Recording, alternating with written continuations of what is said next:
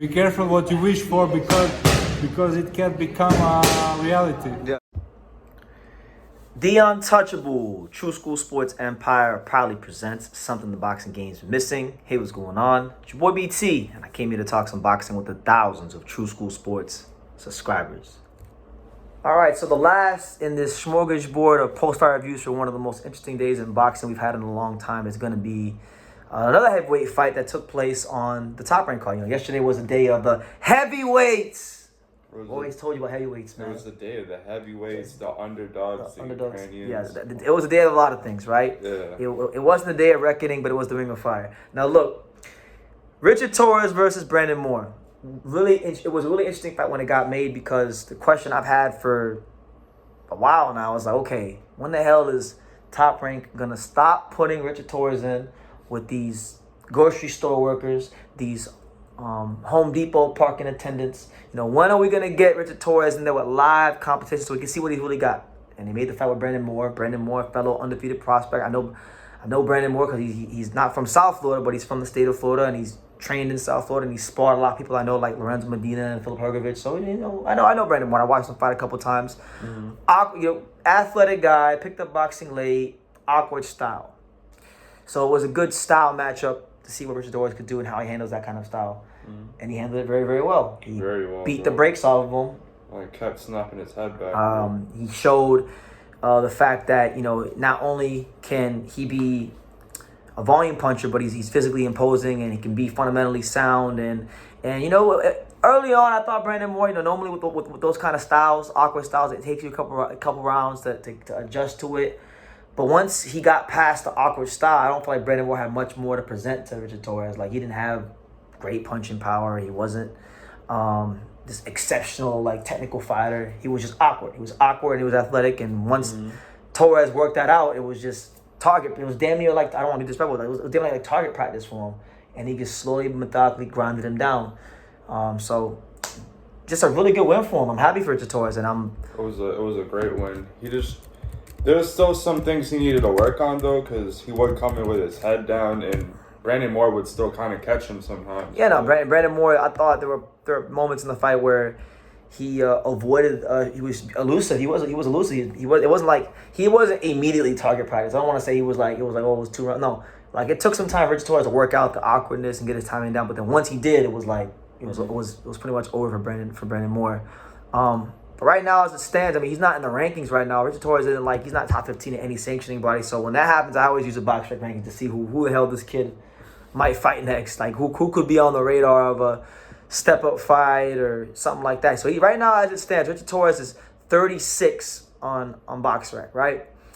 And funny enough, you know, you look at some of the guys ranked in and around him. I mean, you got there's some guys ranked below Richard Torrez that I know he's never gonna fight. Like, for example, 48 is Ivan Ditchko. Nobody fights against Ivan Ditchko. Ivan Ditchko is like the most high risk, low reward fighter there is in the entire division. They're not going. I don't think they're going anywhere near Ivan Ditchko, right? So I'm not even gonna get my hopes up on that one. You got Dempsey McKean, who was once ranked. Southpaw could be a good matchup. He's 47. You got Joe Goodall, who Top Rank loves to use. He's 44. But the one name I'm seeing that I really think he could fight if he winds up winning his next fight is Cassius Chaney. Cassius Chaney is number 38, which is 3 spots below Richard Torrez. He's fighting Michael Hunter for like one of those WBA, I think it was WBA like regular title or some title. Yeah. I forgot what it is. If Chaney comes out throughout that one, I could see Top Rank doing Richard Torrez versus Chaney, because Chaney, he's kind of like got some similarities to Brandon Moore. Like, he's a guy that is super, you know, he was super athletic, just like Brandon Moore, comes from a basketball background, just like Brandon Moore. The only difference is he's got that thump, so you can't really get hit by him too much. But I could see them doing that fight. And then just above him, you got Simon Keane, who fought Joseph Parker. That's a fight I could see them doing.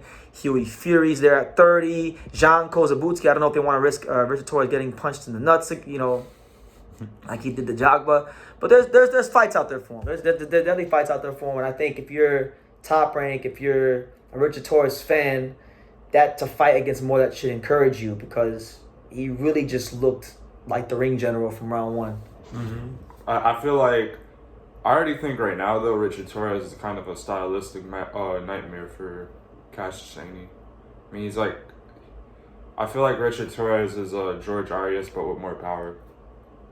He's a lot better than George Arias. Yeah. George Arias, I mean, it's respect to George Arias, but George Arias, Richard Torrez is more experienced than a guy like George Arias. He's physically stronger than George Arias.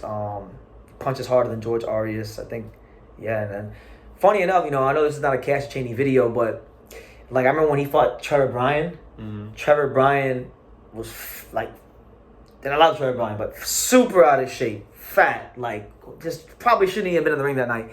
Even before he got knocked out, there were moments in that fight when Bryan actually stood in there and fought and was getting his hands off. Like, he was having success pushing Cash Chaney back. So I'm saying Chaney has these mental lapses. I think if he beats Michael Hunter, that's going to be a fight Top Rank looks into. So guys, people, just watch this space.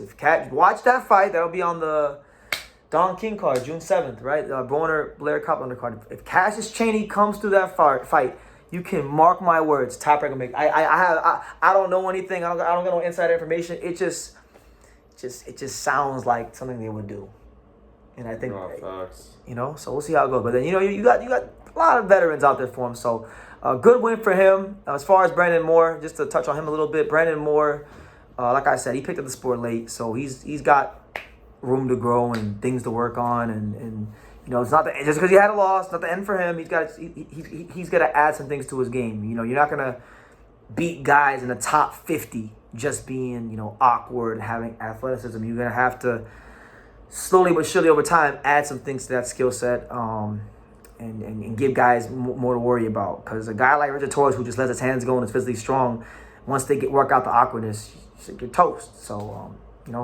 I hope he comes back good. I like him. I think he's, I respect him for taking these fights. I respect any young fighter who has an O, who gets to 20, to 10-0, 11-0, 13-0, and they take a fight like this, because we always bitch and moan about guys not taking these tough fights, and so when they lose or they don't look great or whatever, we shouldn't criticize them, because then it will discourage them from wanting to take these tough fights, and then they'll fight cans for the next 3 to 5 fights, and the division will stagnate, their career will stagnate. So respect to him. He's got more balls than a lot of fighters. So on that note, let us know what you guys think about Richard Torrez Jr. and his performance against Brandon Moore. Who do you think Top Rank should step him up with next? Leave your comments down below. Make sure you guys take the time to subscribe. And like I say in every single one of these videos, you can love me or you can hate me, but I'm just a kid from Dania. So until next time, take care, guys. Thank you for watching another video on the untouchable True School Sports Empire. I'm at the Boxing Hall of Fame out here in Canterbury, New York.